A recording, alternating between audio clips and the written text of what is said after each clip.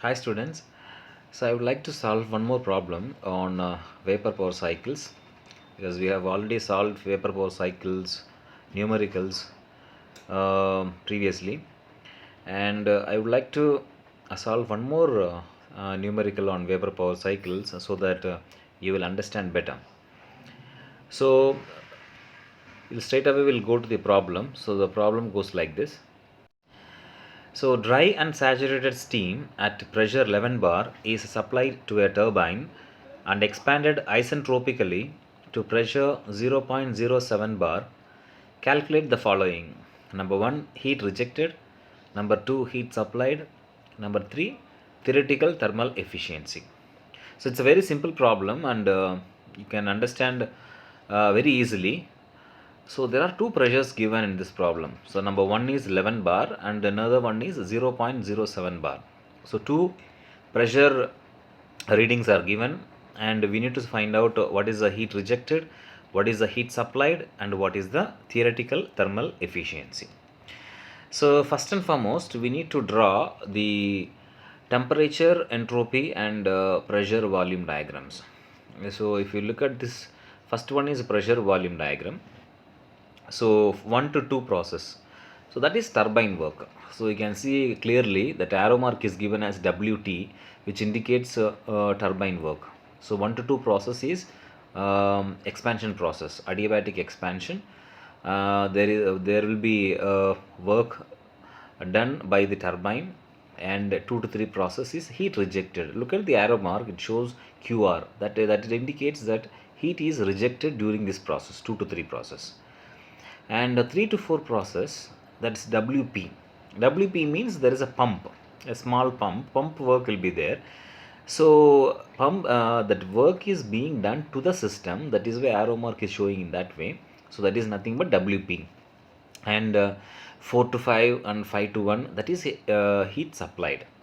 So what will be there? So there will be a boiler, and there will be a heating coil, and water enters into the boiler. So the heat is added, and the water will turn into steam by taking the heat.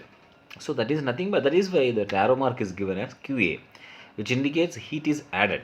So heat is supplied to the system, and so it goes. That is a cycle: 1 to 2, 2 to 3, 3 to 4, and 4 to 5, and 5 to 1. I repeat, so 1 to 2 is turbine work, and 2 to 3 is heat rejected, and 3 to 4 is pump work, and 4 to 5 and 5 to 1 is heat added in the boiler. If you look at this temperature entropy diagram, so the same way, so 1 to 2 process, what I told you, so which is nothing but adiabatic process, isentropic process, or adiabatic process. 1 to 2, the reason why straight line is drawn in the temperature entropy, and 2 to 3 process is isothermal. That means temperature remains constant. So 2 to 3 process, lower temperature, and 3 to 4 process, again isothermal process or adiabatic process, and 4 to 5 is again there is a heat addition process, and 5 to 1 is again heat addition, and again 1 to 2. So this is one complete cycle, right? So this is the way to draw pressure, volume, and temperature entropy diagrams. So there will be two different temperatures. If you look at the temperature entropy diagram, that there will be two different temperatures: lower temperature and higher temperature. That is nothing but TL and TH, right? TL, TH. So these are the notations you should observe carefully. WT is turbine work, WP is pump work, and QR is heat rejected, QA is heat absorbed or heat added, we can say, and the TH is higher temperature, and TL is lower temperature. So if you look at it, P1, P2, there are two different pressures. That's why I told you in the problem there are two different pressures.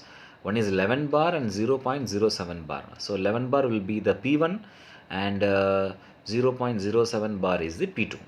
So this is how to understand and draw the diagram of PV and TS diagrams. We'll look into this solution of this problem. Dry and saturated steam supplied to a turbine, pressure P1 11 bar, and steam expanded isentropically to pressure P2. That means after turbine spinning the turbine, steam will be expanded. That is an isentropic process. So that is why P2 is equal to 0.07 bar. So steam added isentropically to pressure P2. Now you should have a steam table book to take the values of different enthalpies at a given pressure. So you should have, while solving the problem, you should have the steam table book.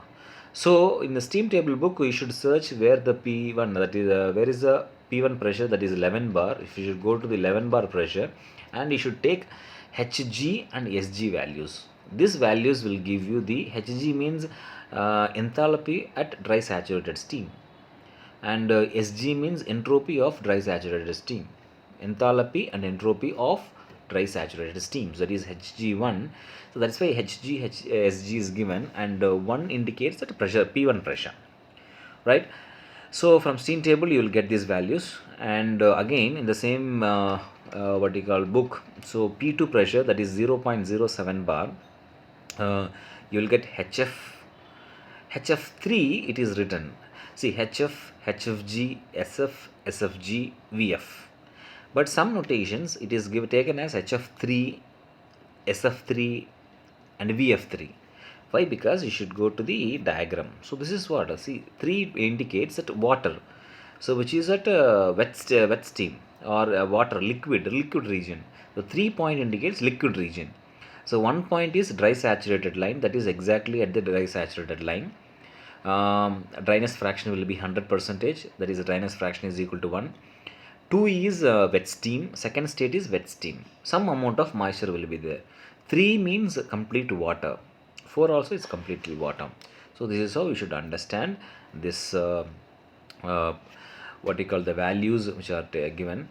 See, at pressure P2 is equal to 0.7 bar, HF3, why it is taken as HF3 is because HF means it is at wet water region, liquid region. That's why where liquid region is there at third point. That is why it is taken as HF3. And HFG 2409, okay, SF3 again 0.559, SFG 7.718, VF3, this is volume. Specific volume of liquid 0.01 meter cube per kg. So for these from these pressures you have to collect all these values from the steam table book, right? So once you collect all these values, then immediately you can calculate the heat rejected. Heat rejected QR is equal to H2 minus HF3. We'll go back to the figure. So where the heat is rejected, 2 to 3 process. So H2 minus, you can write H3, but it is in the liquid region, you have to write HF3, because in steam table books the values are different. HF value is different and HF3 values are different. So heat rejected, so that means heat rejected is equal to H2 minus HF3. So I have just now told you that what is HF3. HF3 means it enthalpy at liquid region, okay. And how to find out? The first point is isentropic expansion, so which is nothing but, so isentropic expansion, that means S2 is equal to S1 is equal to S2. So S1 what we have to take is Sg, that means dry saturated. S2 is wet steam. When it is wet steam, there will be dryness fraction, obviously. That is, it is written as S2 is equal to SF3 plus X2 into SFG. That is 0.07 bar, that is P2 pressure, right? So if we have to equate these two, because S1 is equal to S2, isentropic process. So therefore SF3 plus X2 into SFG, P is equal to 0. Why we have to take SF3 here is because if you go back to the diagram, if we check this, this is the liquid region. SF3 means liquid region. So that is why we need to take SF plus X into SFG. So that is what the formula goes. So if we have any doubt in this equation, how we get this equation and all, so we have to go back to the EME textbook. We have to check the EME textbook under steam chapter. So you will clearly understand how that equation is taken. So SF3 plus X2 into SFG is equal to 6.5R. So if you equate these two, so you'll get X2, that is dryness fraction, 0.776 dryness fraction. Then enthalpy for, so now X2 you got, now you have to find out H2. H2 is equal to HF3 plus X2 HFG, right? So you have to substitute these things, so you will get H2 value, right? So now with this data, you can find out how much the heat is rejected. Heat rejected formula is equal to H2 minus HF3, that is equal to 1869.9 kilojoules per kg. So first we have found out heat rejected, right? Next we have to find out how much heat is supplied. Where the heat is supplied, if you check the diagram, so heat supplied or heat added 451, this process, in this process heat will be added, 451 process, right? So heat added is equal to heat supplied minus heat added. If you want to find out, so you have to check the work done formula. Work done is equal to heat supplied minus heat rejected, right? Work done is equal to heat supplied minus heat rejected. We want how much heat is added, so that is equal to work done plus heat rejected. How much work is done plus how much heat is rejected, that will give you how much heat is supplied. So net work done during the cycle, W is equal to, so now we have to find out, we don't know what is the W, work done. Heat rejected we have found out, heat added we have to find out, W we don't know. So W how to find out?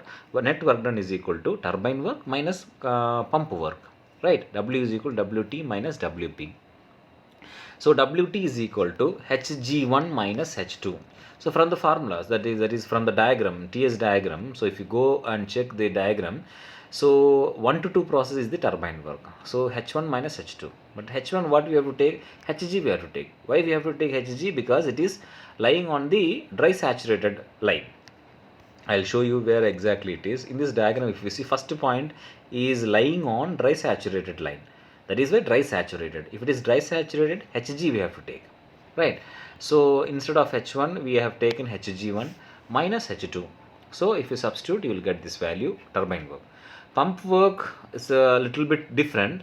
So pump work, WP is equal to VF3 at that particular point, what is the volume, into P1 minus P2 will give you the pump work, into 10 square, that will convert from bar to kilopascals, that is kilojoules per kilonewton per meter square or kilopascals.